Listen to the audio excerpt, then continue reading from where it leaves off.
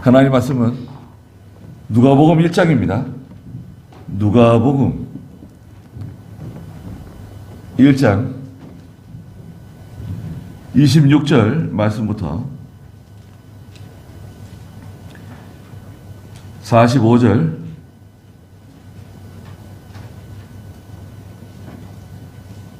26절부터 38절까지만 읽겠습니다. 누가복음 1장 26절. 여섯째 달에 천사 가브리엘이 하나님께로부터 나사렛이라는 갈릴리의 한 동네로 보내심을 받아 다윗 가문의 요셉이라는 남자와 정혼한 처녀에게 갔는데 그 처녀의 이름은 마리아였다. 천사가 안으로 들어가서 그 여자에게 말하기를 기뻐하여라, 은혜를 입은 자야, 주께서 너와 함께 계신다 하니 그 여자는 이 말에 대단히 당황하며 이 인사말이 무슨 뜻인지 곰곰이 생각하였다. 그러자 천사가 그 여자에게 말하였다. 마리아야, 두려워하지 마라. 네가 하나님께 은혜를 받았기 때문이다. 보아라, 내가 잉태하여 아들을 낳을 터이니 그의 이름을 예수라고 하여라. 그가 위대하게 되어 지극히 높으신 분의 아들이라고 불릴 것이다. 주 하나님께서 그에게 그의 조상 다윗의 왕위를 주실 것이다. 그가 영원히 야곱의 집을 다스릴 것이며 그의 나라가 무궁할 것이다. 그러자 마리아가 천사에게 말하기를 나는 남자를 알지 못하는데 어떻게 이런 일이 있겠습니까? 하니 천사가 그 여자에게 대답하여 말하였다. 성령께서 내게 임하시고 지극히 높으신 분의 능력이 너를 덮으실 것이다. 그러므로 태어날 거룩한 아기는 하나님의 아들이라고 불릴 것이다. 보아라, 내 친척 엘리사벳도 늙은 나이에 아들을 배었다. 그 여자는 임신하지 못하는 여자라고 알려져 있었으나 임신한 지 벌써 6달이 되었다. 하나님의 모든 말씀은 불가능한 일이 없다. 마리아가 말하기를 보소서, 나는 주님의 여종입니다.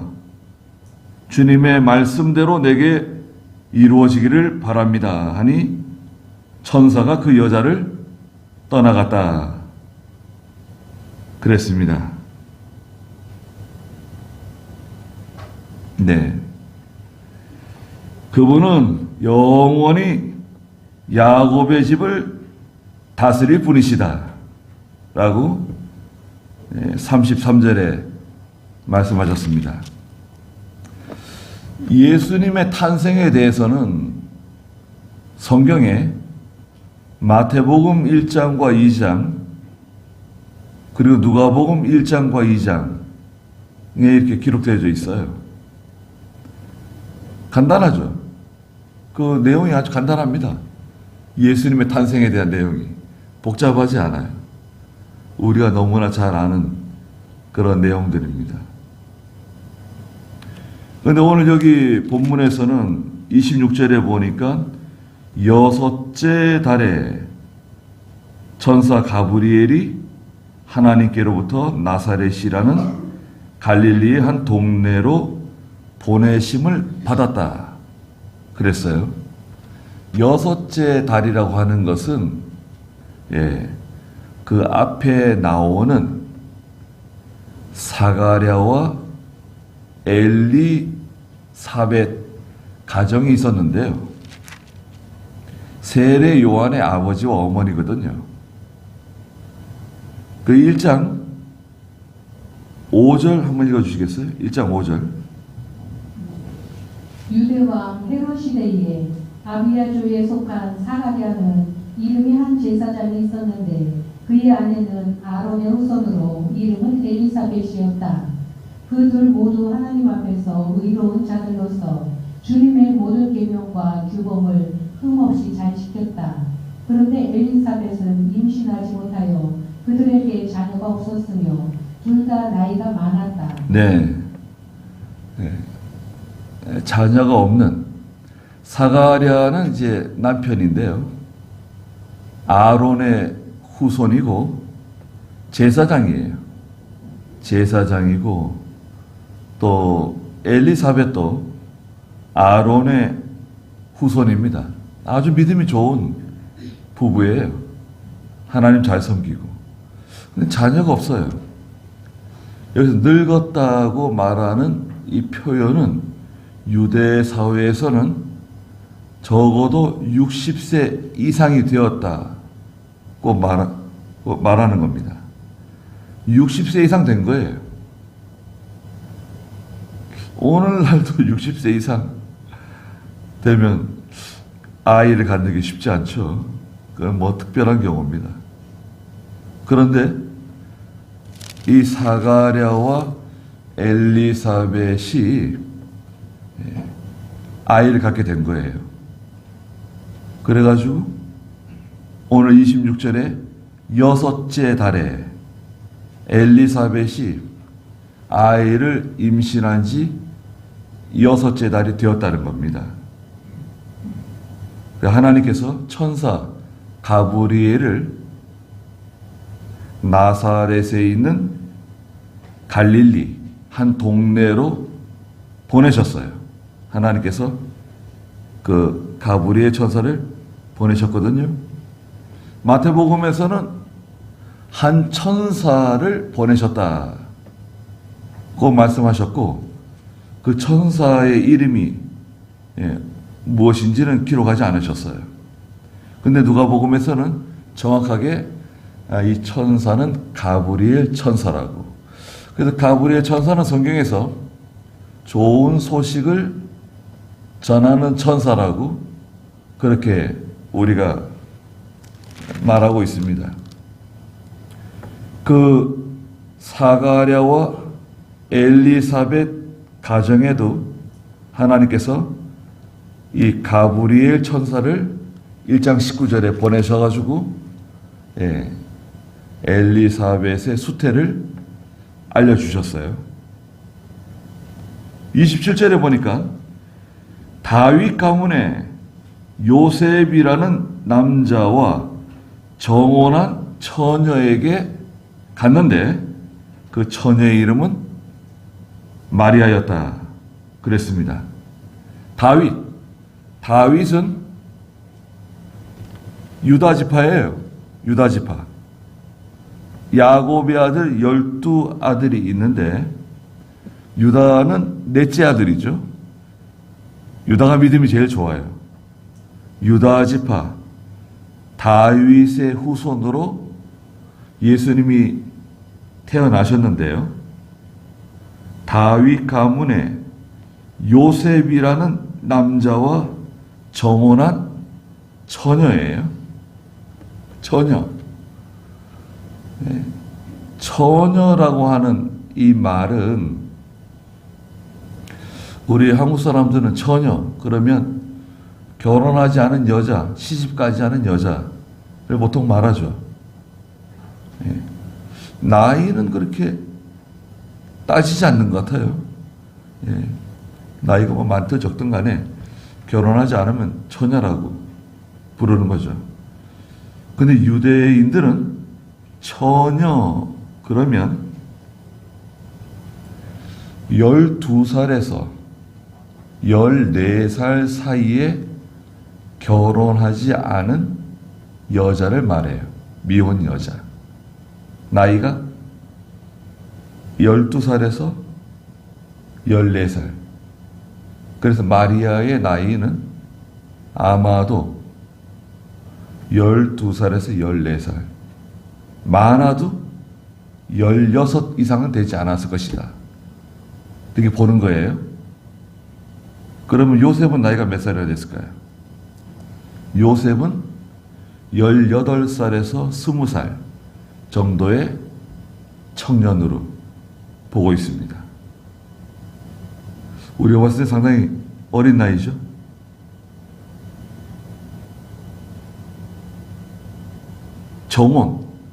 정혼이라고 하는 단어는 약혼이 아니에요.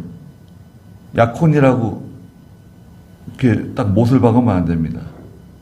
정혼은 약혼보다는 더 구속력이 있는 단계예요. 결혼까지는 가지 않았는데 정혼했다.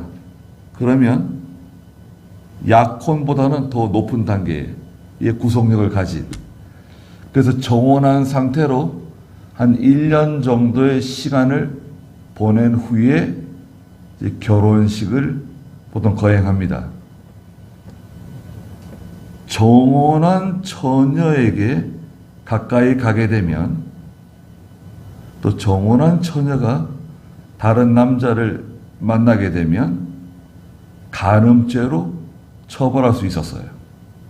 그러니까 결혼을 하지 않았어도 정혼했다고 하는 것은 거의 결혼한 거나 다름없는 상태라고 할 수 있어요. 처녀 마리아에게 가브리엘이 찾아갔습니다.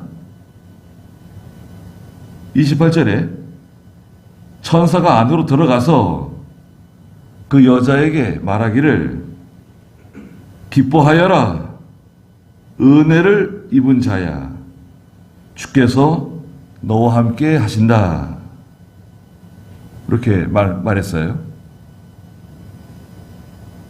또 함께 계신다라고 하는 글자는 작게 적어놨잖아요, 성경에. 원문에는 계신다는 단어는 없어요. 거기까지예요.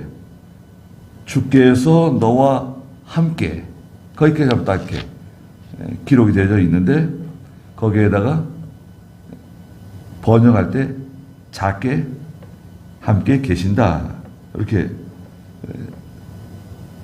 덧말을 붙인 거예요.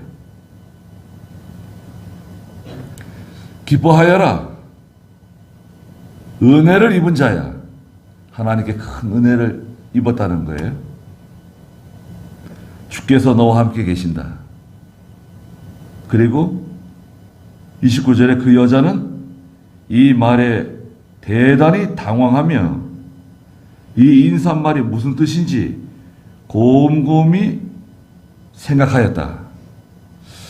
이 마리아는 나이가 비록 어리지만 믿음이 좋은 여자예요. 믿음이 좋은 사람을 만나는 거, 믿음이 좋은 아내를 만나는 거, 아내가 아니죠. 믿음이 좋은 여자를 만나는 거, 믿음이 좋은 남자를 만나는 거. 이거 참 복받은 사람입니다. 돈이 많은 사람, 집안이 좋은 사람, 잘생긴 사람, 예쁜 사람,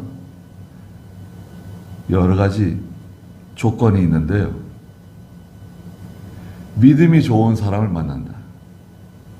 물론 거기에 성품이 포함되겠죠. 성품. 믿음은 좋은데 성품이 아주 그냥 나쁜 사람이다. 곤란합니다. 믿음이 좋다고 할 수 없어요. 여자도 믿음은 좋은데 성격이 이상한 여자다. 그 여자를 믿음이 좋은 여자라고 할 수 있을까요? 믿음이 좋은 여자는, 믿음이 좋은 사람은 성품이 좋은 사람, 또 하나님 말씀대로 살려고 힘을 쓰는 사람, 애를 쓰는 사람, 믿음이 좋은 사람 만나야 됩니다. 그렇지 않습니까? 지금은 장수하는 시대를 만났는데요, 저희가. 보통 100살 사는 거예요, 100살. 빨리 죽고 싶어도 못 죽어요. 100살 사는 겁니다. 죽고 싶다고 아무리 그래도요. 그럼 빨리 죽으라고. 그러면 좋아할까요? 큰일 납니다. 네.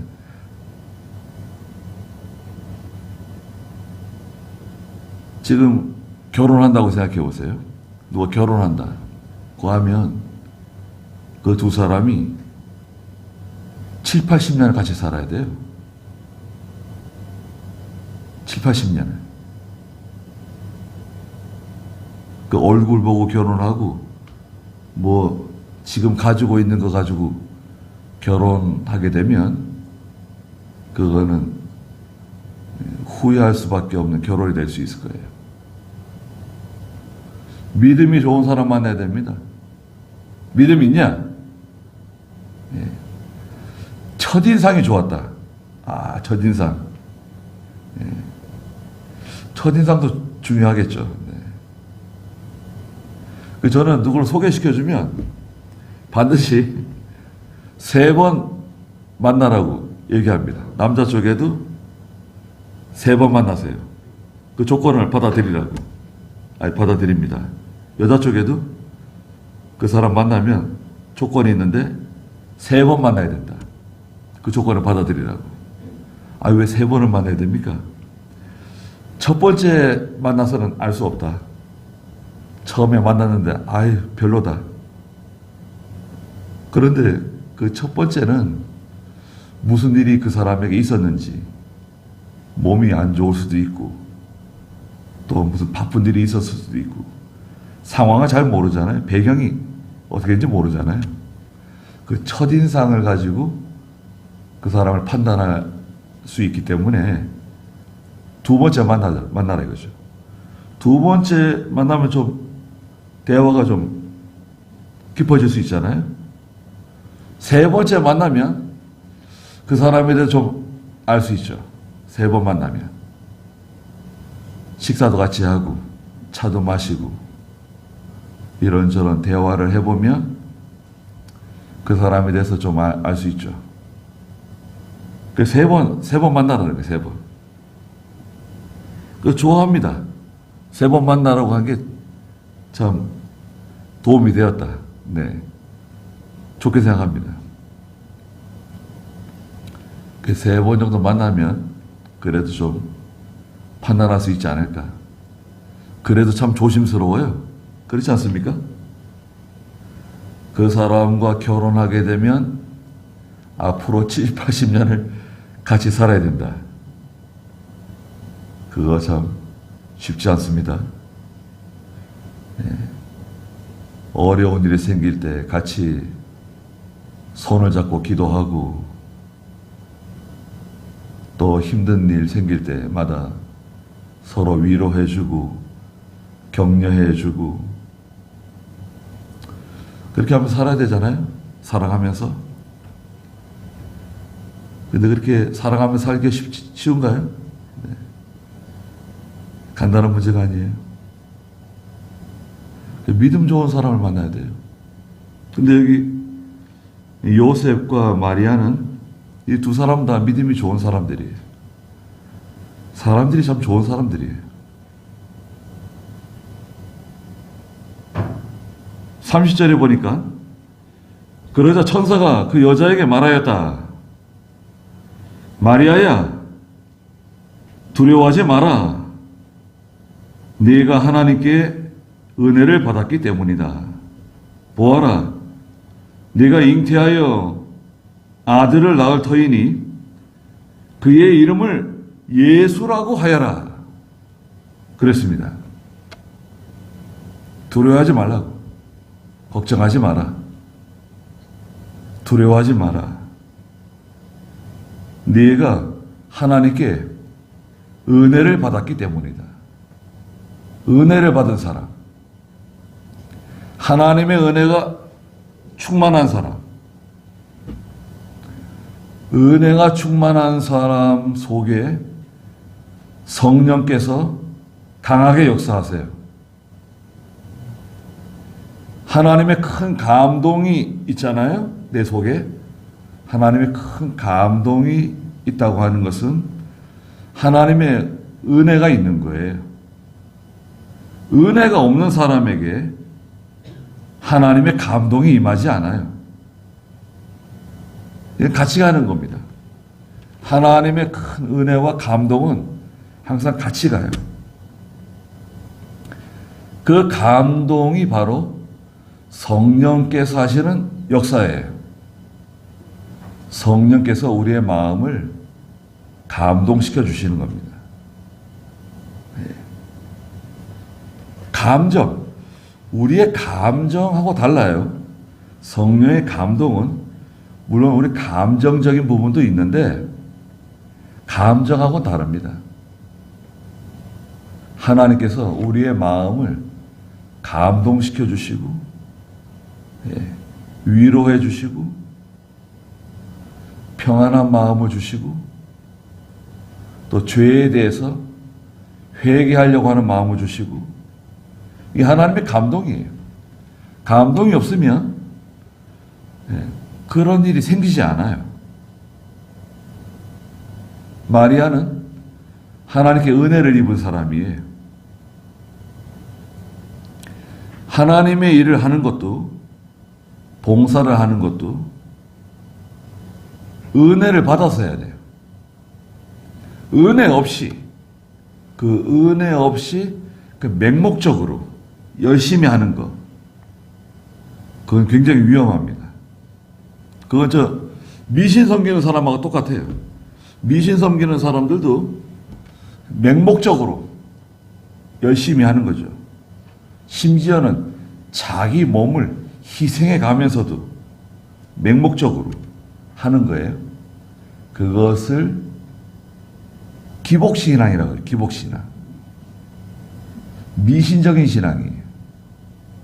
위험한 거예요. 우리는 하나님을 그렇게 섬기지 않습니다. 하나님은 인격적인 분이세요. 여러분. 하나님은 인격적인 분이세요.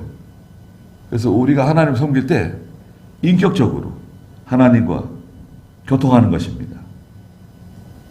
그래서 우리 기도하잖아요. 여러분, 내가 기도할 때 하나님이 내 기도를 들으시고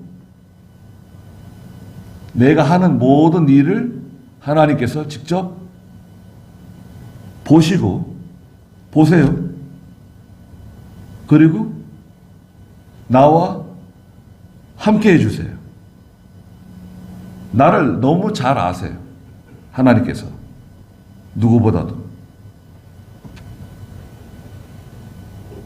31절에 보아라 내가 잉태하여 아들을 낳을 터이니 그의 이름을 예수라고 하여라. 그가 위대하게 되어 지극히 높으신 분의 아들이라고 불릴 것이다. 주 하나님께서 그에게 그의 조상 다윗의 왕위를 주실 것이다. 그가 영원히 야곱의 집을 다스릴 것이며 그의 나라가 무궁할 것이다. 말씀해 주셨습니다. 잉태하여 아들을 낳게 될 것이다. 그리고 그 아들의 이름을 예수라고 이름을 지어주라고. 예수라고 하는 이름의 뜻은 뭐죠? 구원자라는 뜻이에요. 구원자. 마태복음 1장 24절에서 아들을 낳을 것이니 이름을 예수라고 지어줘라. 그리고 뭐라 그랬죠? 1장 21절 마태복음 읽어주시겠어요? 그 여자가 아들을 낳을 것이니 그분의 이름을 예수라고 하여라. 이는 그분께서 자기 백성을 그들의 죄에서 구원하실 것이기 때문이다. 네. 예수라고 하는 이름은 무슨 말이냐? 자기 백성들의 죄를 그들의 죄 가운데서 구원하실 분이시다. 자기 백성을 구원하실 분.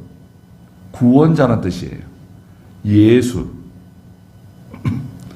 구약 성경에서는 여호수아, 예수와 다 같은 뜻의 이름이에요. 구약에서는 그 여호수아 있죠. 모세의 후계자인 여호수아, 또 예수아라고 하는 사람도 있죠. 이게 다 같은 의미를 가지고 있는 단어들입니다. 구원자란 뜻이에요. 그가 그의 조상 다윗의 왕위를 갖게 된다. 다윗의 왕위, 다윗의 계통, 다윗의 계통으로 왕권을 소유하신 분이시다. 그리고 영원히 야곱의 집을 다스릴 것이다. 야곱의 집은 이스라엘을 가리키고요. 첫째는 이스라엘. 또 이 야곱의 집은 택한 백성들을 전부를 가리켜요. 구원받은 성도 전체. 우리를 다스리시는 분이 예수님이세요. 누가 나를 다스려? 예수님이 다스리시는 거예요. 여러분 생각해 보세요. 예수를 믿는 성도가 예수님의 통치를 받지 않는다? 다스림을 받지 않는다? 그럼 어떻게 되는 거죠? 그럼 뭔가 잘못된 거죠. 예수님은 통치자세요. 다스리시는 분이세요.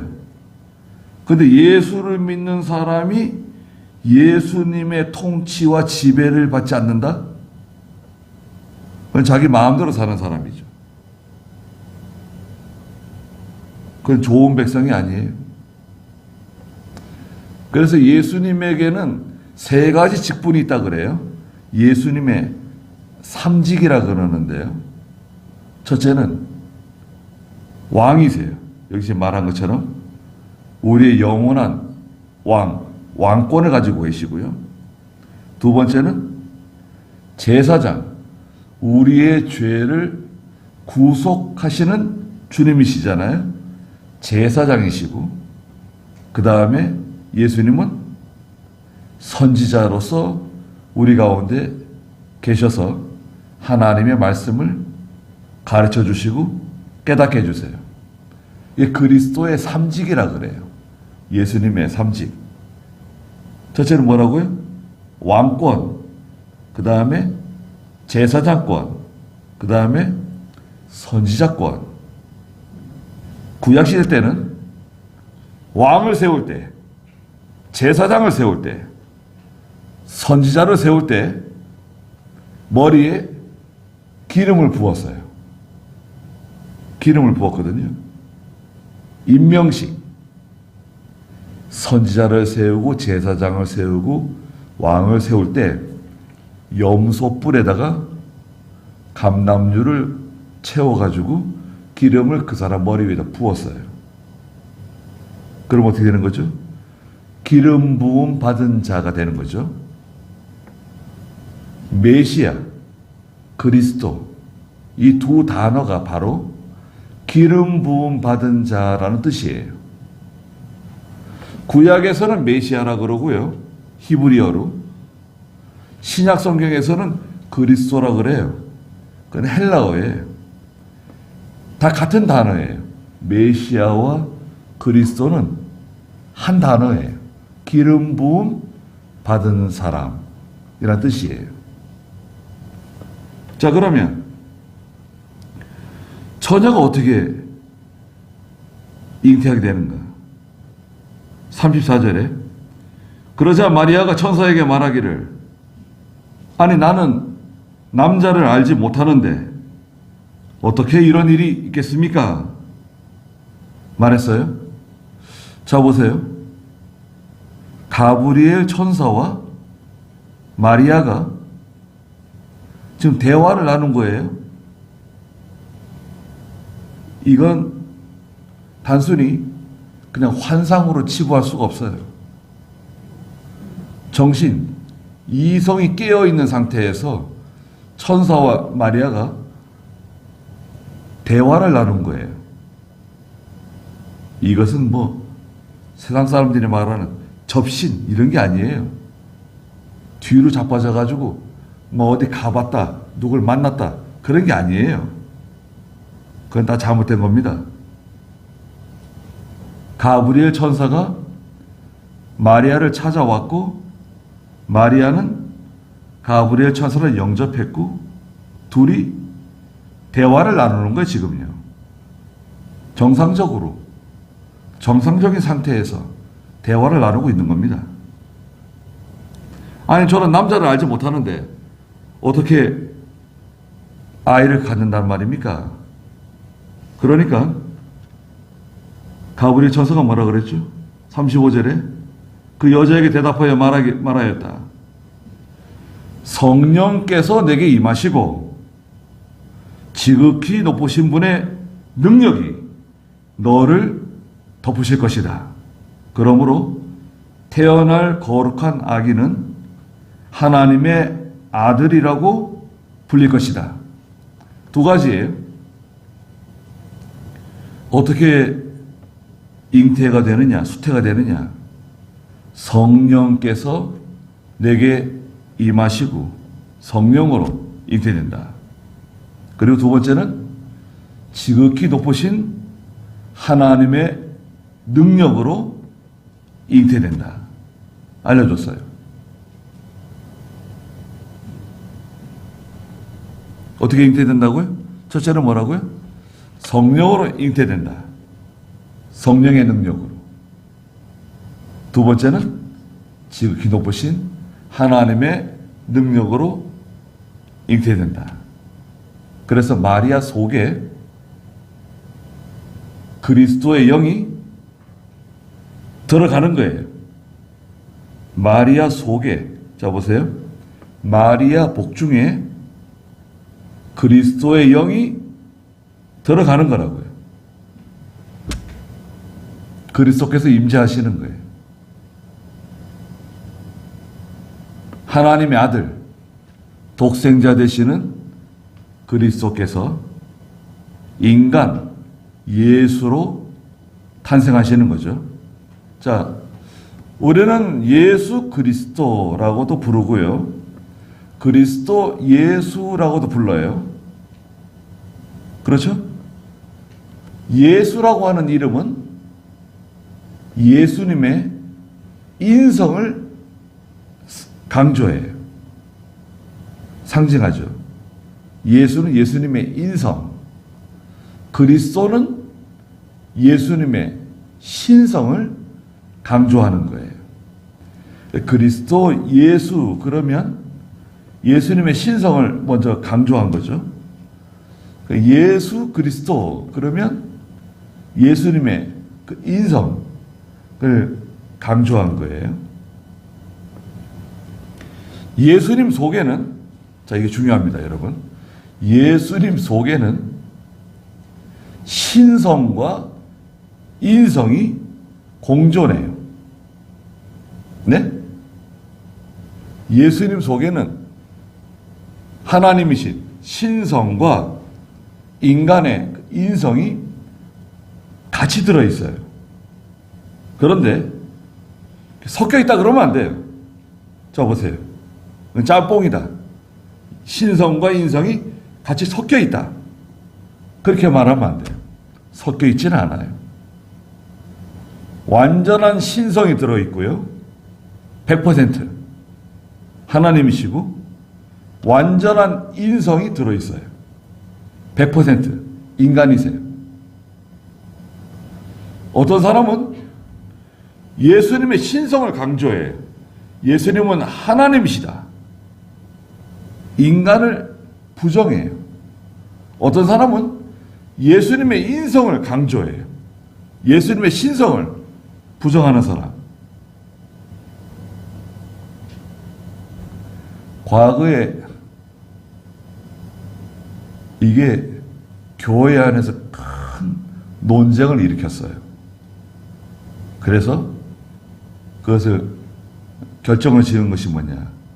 예수 그리스도 안에 온전한 신성이 존재하고 온전한 인성이 존재한다. 그 우리는 믿는다. 결정을 한 거예요. 그래서 인성을 강조하거나 신성을 강조하게 되면 이단이 되는 거예요. 정죄해서 이단으로 정죄한 거예요. 간단하죠? 이건 굉장히 중요한 겁니다. 하나 들어두실 것은 영지주의라는 게 있어요. 영지주의. 영지주의는 여러 가지 종교가 섞여가지고 만들어진 그 사상인데요. 영적인 것을 강조해요. 영적인 것은 거룩하고, 영적인 것은 아름답고, 영적인 것은 우리가 말하는 신령하고 좋은 거예요. 그러나 육신적인 거, 육체적인 거, 이건 죄예요. 악이에요. 나쁜 거예요. 더러운 거예요. 그러니까 영지주의로 가면 금욕적인 생활을 강조하게 돼요. 결혼하지 않아도 된다. 예. 돈은 더러운 거다. 세상 사람들과 어울려 사는 것은 더러운 거다. 그래 자꾸 수도원 같은 데 들어가고, 기도원 같은 데 자꾸 들어가고. 아니, 그렇지 않습니다. 영지주의는 잘못된 거예요. 영지주의의 영향을 받은 여러 이단들이 많이 있습니다. 많은 사람들이 그 영지주의의 영향을 받았어요. 그렇게 되면 신앙이 건전한 신앙생활이 되지 못해요. 우리가 성경을 바로 배우는 거, 이건 정말 중요한 겁니다. 성경을 바로 배우지 않게 되면 가정이 엉망이 될 수 있어요. 자녀들이 엉망이 될 수가 있어요. 교회가 아주 그냥 어지러워질 수 있어요. 성경을 바로 배운다는 거, 이건 정말 너무 중요한 거예요. 내 인생을 결정짓는 거예요. 내가 예수 믿고 바로 하나님을 섬길 수 있다. 바른 신앙으로 살아간다. 야, 이거는요, 정말 생명과 같은 겁니다. 자, 마리아의 복중에 예수님이 수태한 것은, 잉태된 것은 어떻게 잉태된 것이냐 물어보면, 첫째는 뭐죠? 성령으로 잉태된 것이다. 두 번째는 뭐죠? 지극히 높으신 하나님의 능력으로 잉태된 것이다. 그리스도의 영이 마리아 속에, 그 아이 속에 들어간 것이다. 그러면 정확한 겁니다. 36절에 보아라, 내 친척 엘리사벳도 늙은 나이에 아들을 배웠다. 그 여자는 임신하지 못하는 여자라고 사람들에게 알려져 있었는데, 임신한 지 벌써 6달이 되었다. 마리아와 엘리사벳 간의 관계는 친족이라고 되어 있어요. 친족. 이모님인지 고모님인지 알 수는 없어요. 그러나 하여튼 그 둘 중에 하나인 것 같아요. 친족이에요. 예. 엘리사벳, 남편은 사가랴. 임신한 지 6개월이나 됐다. 나이가 늙었는데, 나이가 60이 넘었는데 아이를 가졌다. 그 5개월 동안은 숨겼어요. 사가랴하고 엘리사벳이. 너무 이거 기쁘기도 하지만 너무 참 기쁘죠. 아이가 없는 가정에 아이가 생겼으니 얼마나 기쁘겠어요. 그래가지고 너무 기쁜 반면에 또 부끄러워가지고 이걸 드러내지 않고 5개월 동안 숨기다가 배가 점점 불러오니까요. 이제 사람들이 이제 알게 됐죠. 내 친척 엘리사벳도 나이가 많은데 임신을 했다. 하나님의 능력으로 하나님께서 아이를 갖게 해주셨다. 아이 갖는 것도요, 하나님께서 아이 갖게 하셔야 아이를 갖는 거예요. 결혼하면 뚝딱 아이가 생기는 게 아니에요. 남자도 건강하고 여자도 건강한데 아이를 낳지 못하는 가정이 많습니다. 병원에서 온갖 검사를 다 해도요, 다 정상이에요. 그런데 아이가 생기질 않아요.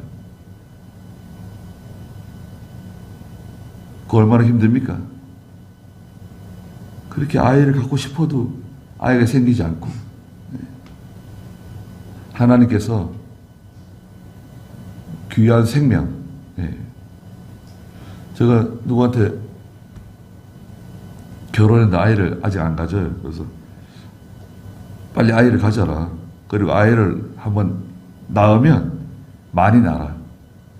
셋, 넷, 다섯 계속 낳아라, 아이를.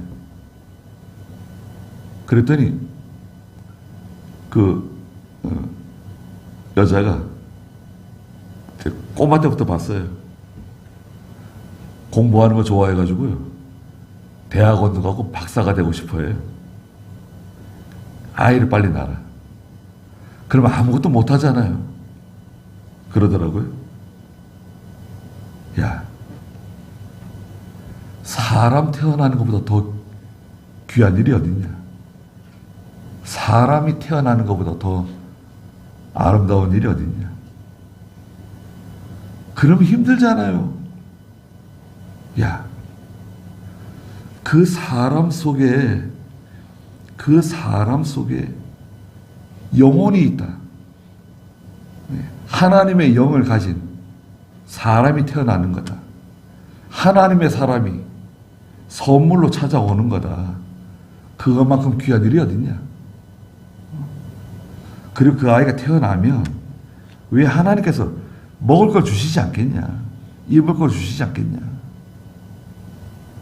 뭐 온갖 충분하게 다 해주지 못하더라도 아이가 있으면 얼마나 좋아요? 혼자 있는 것보다 둘이 있으면 얼마나 좋아요? 혼자 하나를 키우는 것보다 하나를 키우는 게 제일 어렵고, 둘이면 좀 쉽고, 셋이면 좀 더 쉬워지고, 넷이면 또 더 쉬워지고, 아이들이 많아질수록 쉬워지는 거예요, 오히려. 그래서 돈은 좀 더 들어갈지 모르겠는데, 얼마 좋습니까? 식구들이 때마다 둘러앉아가지고 밥을 먹으면 그 몇 대가 자취집이에요. 다 둘러앉아가지고 맛있게 밥 먹고. 야, 얼마나 좋아요. 혼자서 크는 것보다 형제가 있고 같이 자라나면. 어떤 분은 첫째를 낳고 둘째를 낳았는데 아이가 좀 장애를 가지고 태어났어요. 그러니까 너무 충격을 받아가지고 이 둘째 아이가 이제 몸이 안 좋으니까, 아프니까 너무 충격을 받아가지고 아이 낳는 게 무서운 거예요. 절대 이제 아이 안 낳는다고 선언을 했대요. 근데 잘 달래가지고 셋째를 낳았어요. 아, 건강해요. 그리고 또 넷째를 낳았어요. 아주 건강해요. 근데 그 둘째는 병원에서 6개월 정도밖에 못 살 것 같다고 서울대병원에서 말해줬어요. 오래 살아도 2년 이상 살기 힘들다고 그랬어요. 근데 형제들이 많으니까요, 안 아파요.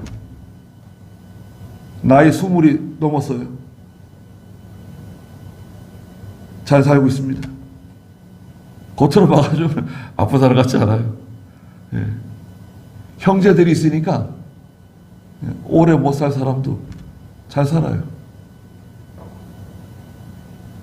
얼마나 좋습니까? 그 자녀들이 다 하나님 잘 섬기고, 예수 잘 믿고, 부모 잘 섬기고, 얼마나 좋아요. 그런 일을 언제 해보겠어요? 다음 세상에? 천국에는 예수님께서 시집가고 장가가는 곳이 아니라 그랬어요. 기회는 여기서 하는 거예요. 여기서 사람이 태어나고 하나님 섬기는 사람, 하나님 섬기는 가정, 이게 얼마나 귀한 겁니까? 힘든 면도 있고 고생스러운 것도 있는데, 자녀가 많으면 뭐 바람 잘 날이 없다고 그런 말도 있죠. 그래도요, 자녀가 많으면 하나님께 복을 받는 거예요. 내 친척 엘리사벳도 늙은 나이에 아들을 배웠다. 그 여자는 임신하지 못하는 여자라고 소문난 여자인데, 임신한 지 벌써 6달이 되었다. 37절에, 자, 37절 뭐라 그랬습니까? 하나님의 모든 말씀은 불가능한 일이 없다. 하나님의 말씀은 불가능한 일이 없어요. 45절에도 그랬죠? 45절을 읽어주시겠어요? 주께서 하신 말씀이 이루어질 것을 믿은 여자는 복됩니다. 네. 주께서 하신 말씀은 다 이루어질 줄 믿습니다. 라고 믿는 사람은, 그 여자는, 그 남자는 복된 사람이에요. 복받은 사람이에요. 하나님의 말씀대로 다 이루어질 걸 믿습니다. 우리 아멘 하죠. 아멘입니다. 복받은 사람이에요. 전 믿어지지가 않는데요. 그거 참 아쉽네요. 하나님의 말씀대로 다 이루어질 걸 믿습니다. 마리아가 말하기를 38절에 보소서 나는 주님의 여종입니다. 주님의 말씀대로 내게 이루어지기를 바랍니다. 하니 천사가 그 여자를 떠나갔다. 자, 이 믿음이 좋잖아요. 하나님의 말씀대로, 하나님의 뜻대로 다 이루어지기를 바랍니다. 자기 몸에 지금 일어나는 변화 아니에요. 아이가 잉태되고 배가 불러오고 10달이 지나면 아이를 낳아야 돼요. 자기 몸에 지금 벌어지는 일인데, 마리아가 하나님의 뜻이라고 하면 하나님의 말씀이 그대로 다 이루어지기를 바랍니다. 마리아가 믿음이 좋아요. 그런데요, 여러분, 마리아가 뭐라 그랬습니까? 38절에 말한 것처럼 보소서 저는 주님의 여종입니다. 그랬어요. 마리아는 우리와 똑같은 성정이 같은 사람이에요. 사람. 경배와 숭배의 대상이 아닙니다. 이 천주교는 이 마리아를 데려다가 경배의 대상, 숭배의 대상으로 만들었어요. 그래서 잘못됐다고 그런 거 아니에요. 종교 개혁이 일어난 거 아닙니까? 성경에 어디에 마리아를 경배하라고, 숭배하라고, 성경 어디 그랬습니까? 또 마리아는 영원히 동정녀래요. 마리아는 예수님만 낳고 더 이상 아이를 낳지 않았대요. 그것도 거짓말이죠. 영원 동정녀설. 아니, 성경에 예수님의 형제들의 이름이 다 기록되어져 있는데, 그래서 성탄절은 예수님의 탄생한 날을 딱 정해가지고 이 날에 예수님이 탄생했다 이렇게 말하는 게 아니라, 어룹 짐작해서 아마도 이때쯤 예수님이 탄생하셨을 것 같다고 해서 교회가 정한 겁니다. 기념일이에요. 기념일. 예수님의 탄생을 기념하고 감사하는 우리 기독교의 큰 절기죠. 기념 예배를 우리가 드리는 것입니다. 기도하겠습니다. 우리 주 예수 그리스도의 크신 은혜와 하나님 아버지의 무한하신 사랑하심과 성령의 감화하시고 감동하시는 은혜의 역사가 이 자리에 함께 예수 그리스도의 탄생을 기념하며 감사하는 모든 하나님의 백성들 위해 항상 계시기를 축원하옵나이다. 아멘.